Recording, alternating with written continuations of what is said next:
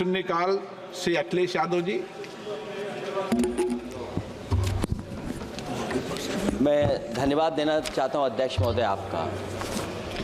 नहीं, हम जो कमिटमेंट करते हैं ना उसको पूरा करते हैं, लेकिन सब दलों के नेताओं की बात में कमिटमेंट होने के बाद भी आप बेल पे आए जो ठीक नहीं है। अध्यक्ष महोदय, कमिटमेंट में, क्रेडिबिलिटी में आपका कोई जवाब नहीं। नहीं, ये नहीं कह रहा मैं।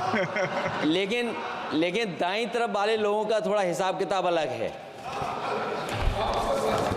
अध्यक्ष महोदय, मैं धन्यवाद देता हूं आपका कि आपने बहुत महत्वपूर्ण घटना पे मुझे बोलने का अवसर दिया है। संभल जो इसलिए जाना जाता था कि भाईचारे के साथ वहाँ रहते हैं लोग, वहाँ अभी से नहीं, सदियों पुराना भाईचारा हजारों साल से इसी तरह रहते आए हैं। लेकिन अचानक ये जो घटना हुई है, ये सोची समझी रणनीति के तहत वेल प्लान्ड हुआ है और वहाँ के भाईचारे को गोली मारने का काम हुआ है। जो घटना हुई है वो सोची समझी साजिश है। वहाँ जो खुदाई की बात लगातार अध्यक्ष महोदय देश में कोने कोने पर भारतीय जनता पार्टी और उनके सहयोगी और समर्थक, शुभचिंतक बार बार खुदाई की जो बात कर रहे हैं अध्यक्ष महोदय, ये खुदाई जो है हमारे देश का सौहार्द, हमारे देश का भाईचारा, हमारे देश का गंगा जमनी तहजीब को खो देगा। मैं आपका धन्यवाद इसलिए भी देता हूं कि इस महत्वपूर्ण जो साजिश हुई, और वो साजिश सोची समझी इसलिए मैं बोल रहा हूं। उत्तर प्रदेश का चुनाव था, पहले 13 तारीख को चुनाव होना था और 13 तारीख के चुनाव को उन्होंने बढ़ा करके 20 तारीख कर दिया। और इस जो घटना है मैं आपके सामने पढ़ना चाहता हूं। अध्यक्ष महोदय, ये यात्रा रुकी क्यों नहीं है? यात्रा ले जाओ दूसरी तरफ।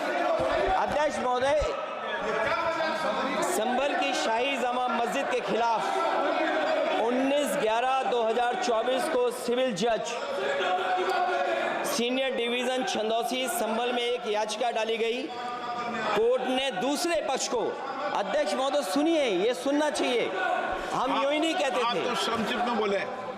अध्यक्ष महोदय, हम यूं ही नहीं कहते थे कि संविधान ये मानती नहीं सरकार। हम यूं ही नहीं कहते थे कि संविधान नहीं मानती। जब प्लेसेस ऑफ वर्शिप एक्ट है, प्लेसेस ऑफ वर्शिप एक्ट है, हम बनते तो बहुत कुछ हैं। संभल के शाही जामा मस्जिद के खिलाफ 19/11/2024 को सिविल जज सीनियर डिवीजन चंदौसी संभल में एक याचिका डाली गई। कोर्ट ने दूसरे पक्ष को सुने बगैर उसी दिन 19/11/2024 को सर्वे के आदेश दे दिए। ताज्जुब की बात है, संभल के जिलाधिकारी संभल और पुलिस अधीक्षक संभल आदेश को पढ़े बगैर 2 घंटे के बाद सर्वे के लिए पुलिस बल के साथ शाही जामा मस्जिद पहुंच गए। जामा मस्जिद की कमेटी, जनप्रतिनिधि, उलेमा इकराम, सभी अधिवक्ताओं ने सहयोग दिया। जिलाधिकारी संभल और पुलिस अधीक्षक संभल ने 2.5 घंटे सर्वे के बाद कहा, आप सब सर्वे पूरा हो चुका है और अब रिपोर्ट कोर्ट को भेज दी जाएगी। लेकिन दिनांक 22/11/2024 फ्राइडे को जुम्मे की नमाज के लिए लोग नमाज अदा करने के लिए जामा मस्जिद पहुंचे, लेकिन पुलिस प्रशासन ने बैरिकेड लगा दिया ताकि लोग नमाज न पढ़ सकें। उसके बाद भी लोगों ने संयम बरतते हुए नमाज अदा की और किसी प्रकार का विरोध प्रदर्शन नहीं किया। 29/11/2024 को कोर्ट की अगली तारीख तय थी। शाही जामा मस्जिद की कमेटी और मुस्लिम समाज के सभी लोग कोर्ट में केस की पैरवी के लिए तैयारी कर रहे थे, परंतु दिनांक 23/11/2024 की रात पुलिस प्रशासन द्वारा कहा गया 24/11/2024 यानी अगले दिन सुबह को दोबारा सर्वे किया जाएगा।